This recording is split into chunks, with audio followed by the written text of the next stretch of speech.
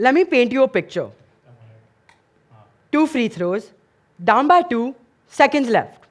And I didn't even play basketball up until 3 years ago. That's right. I was a registered MCA club player, a cricketer. And that was supposed to be my future. Or so I thought. Then in the 8th grade, I walked into a gym with my best friend.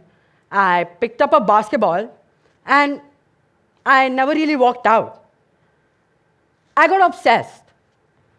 The kind of obsession where you're waking up at 5 a.m. in the morning just to take 1,000 free throws and for the motion to feel like I'm breathing. And the hard work paid off, I think. I made districts, then states, and then nationals. And eventually, every time I thought I'd reached the ceiling, that this was the point for me, it broke open into something bigger, something better, something beautiful. And that is how I ended up there. At 16 years old at the time, wearing India's jersey, standing on a court in China, in Jilin Arena, and playing basketball at the biggest level I ever thought I could. Qatar's national team was lined up across from me. And the gymnasium, well, it was deafening. And then it wasn't. The sound dropped away, like somebody had just pulled me underwater. So I stepped to the free throw line, and I started talking to myself. I told myself, don't worry, Abhinav, this is your moment. You can do this. Don't be scared. Just take those shots. And so I closed my eyes, and I took a deep breath. And I opened my eyes, and I swear that ring was 20 feet up in the air when it should have been 10. And I felt I was so far away. My hands were wet. I started wiping them on my shorts, but it didn't really help. My knees felt hollow, as though my patella had just fallen out. And under this jersey, this Indian jersey, which I'd worked so hard for, my heart felt erratic. It was hammering. And I almost felt desperate. At that very moment, I realized that I wasn't just anxious, or I wasn't just nervous. I was scared, and I was terrified. But here's something interesting. The peculiar part was that I was not scared of missing those free throws. I was scared of what missing those 2 free throws would mean about me as an athlete. That I'd let down my teammates who'd worked so hard beside me, who'd trained alongside me, who'd fought all this game just for me to come up short. That 3 years of work, from that cricket pitch in Mumbai to this basketball court in China, would all collapse in this one moment. That the people back home who supported me, who made me who I am as an athlete today, would watch me come up just short. That free throw line had become about everything but basketball. And so, I bounced the ball. I bounced it once. I bounced it twice. And I bounced it thrice. And with all the courage that I could muster up, I took those 2 shots. The first shot clanged off the ring. And the second, well, it didn't even come close. The conclusion, we lost. But today, I want to talk to you about why that loss taught me more than any win ever could. Because young athletes like myself, we don't need to be fearless. No. We need to be able to embrace the consequences of that fear, control it, and use it to our will, and rebound from it. So to continue, the bus ride back to the hotel was, well, I'll just say was silent. For me, at least, it was very silent, because I just put my AirPods in, I turned the volume all the way up, and, well, I just stared out the window. I didn't want to talk. I didn't want to be comforted. And most importantly, I did not want anyone telling me that it was okay, that I did my best, and that it happens to the best of us. Because it really did not feel okay. Whenever my teammates tried talking to me, I pushed them away. I told them, just let me be. So, as I got out of the bus and we got back to the hotel, my phone connected to the Wi-Fi, and it buzzed with a singular message. The message was from my coach back in India, who taught me to play basketball ever since I started playing. And in that very moment, I expected the message to be something like, don't worry, kiddo, you did your best. Or something to be like, it's fine, just get them next time. Which is not what I wanted to hear at all. So, although anyway, I opened the message and I was surprised to see that it was none of the things that I thought it would be. The message was just a link. It was a link to a video, a 51-second long video of Kobe Bryant. I'm sure you all know who Kobe Bryant is. Well, he's one of the greats to play the game of basketball. And it was about him talking about how he dealt with fear.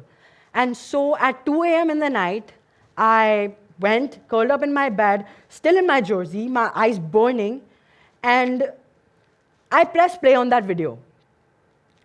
What Kobe said in that very video changed everything for me, changed the way I looked at the game.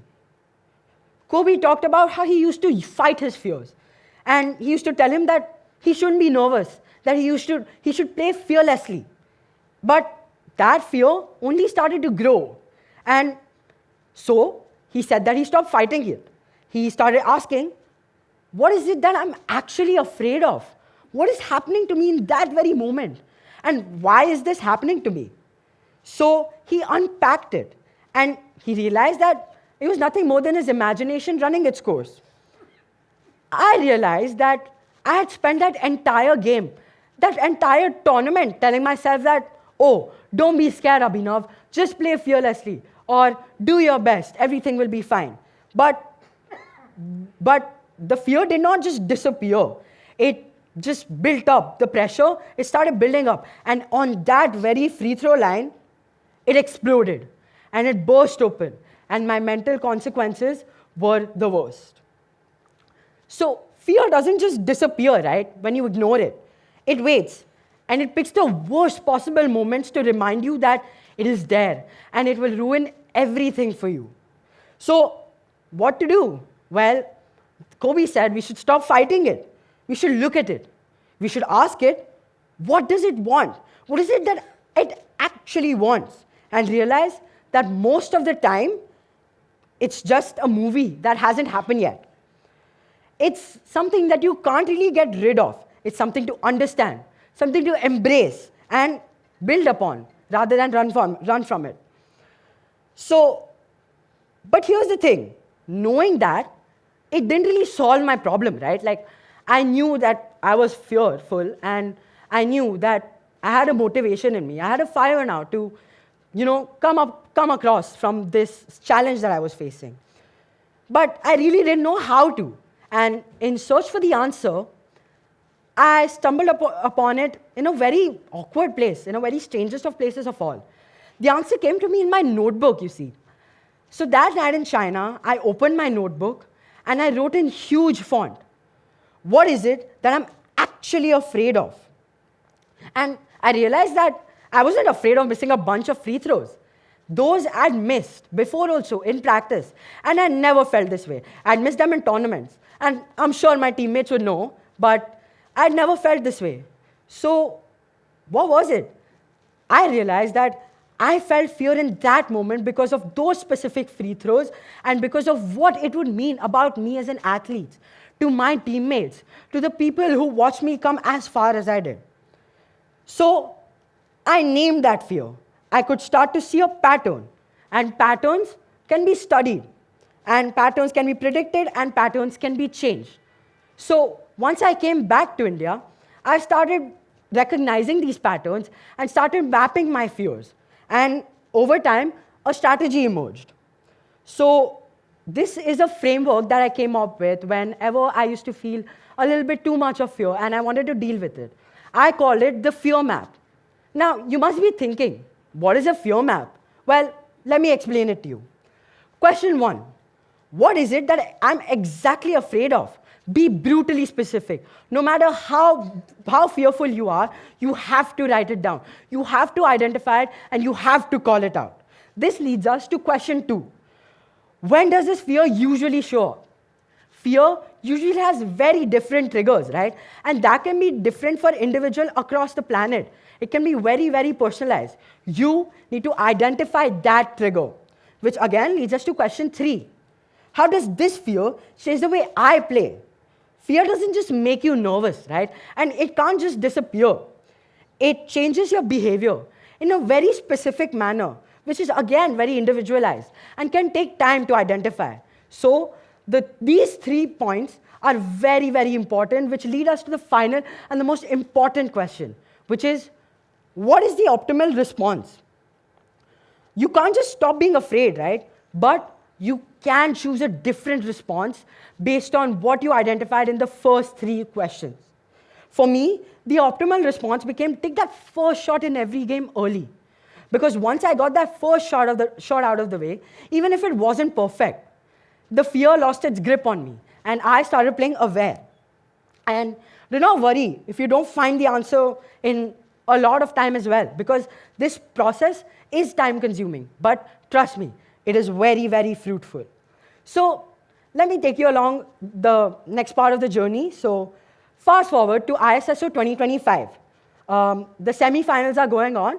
Oberoi International Goregaon versus Pathways Gurgaon. One of our key teammates had just fouled out, and we were down by 4. And in my heart, in my body, I felt it. That same pressure building upon me that was back there in China on that free throw line, on that very court. But this time, something was very, very different. I had a map with me. I had mapped that fear and strategized for it. What am I afraid of? Coming this far and falling short. When does it show up? Right now, when the game is slipping away. How does it change the way I play? Well, I start playing safe. I start to defer, and I wait for someone else to take over. What's the optimal response? Attack. Use that pressure as fuel and just go for it, and not as a reason to hide. Well, what's interesting is, though, I didn't really play fearless. That's right. I did not play fearless because it didn't just disappear. The fear inside me did not disappear. But mapping this fear earlier and strategizing for it helped me play very aware and very strategically. The fear told me that this game, the game that I love, the game that I'm playing today, it matters to me. And so we ended that game with a win. I ended that game with 30 points. That was a new career high for me. And we won. Well, what's important to note in this is that basketball is never just one person's game, and fear is never just one person's burden in such a game.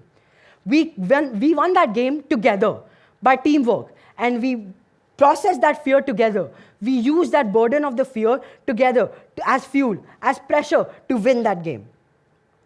And I just want to stress that the framework was not just about basketball.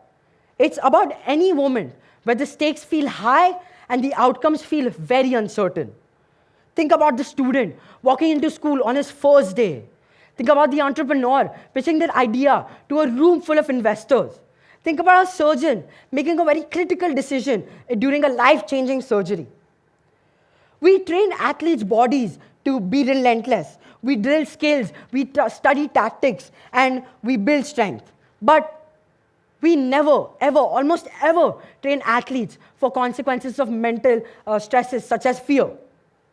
We tell them to stay calm or just play like you're yourself and just do your best. But those are just wishes, right? They aren't strategies. 3 years ago, I stood on that very free throw line and I missed those 2 free throws which cost us the game, and which was arguably one of the most important games of my whole career. And I thought that defined me as a failure, as an athlete, that I had come up short and that had disappointed each and every person I knew. But looking back on it today, that moment feels like a blessing. It feels like a gift. Fear isn't the enemy.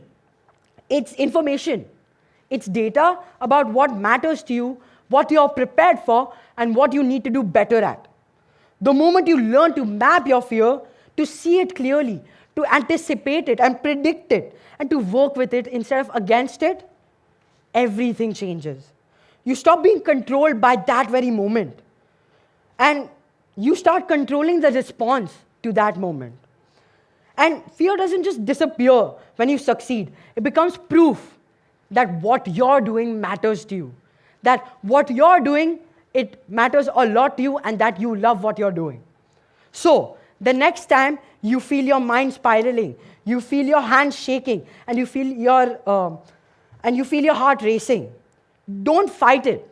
Study it, map it, and use it to drive you to success. Because the greatest athletes in the world aren't those that overcome fear. They're the ones who've learned to make fear work for them. Thank you so much for your time today.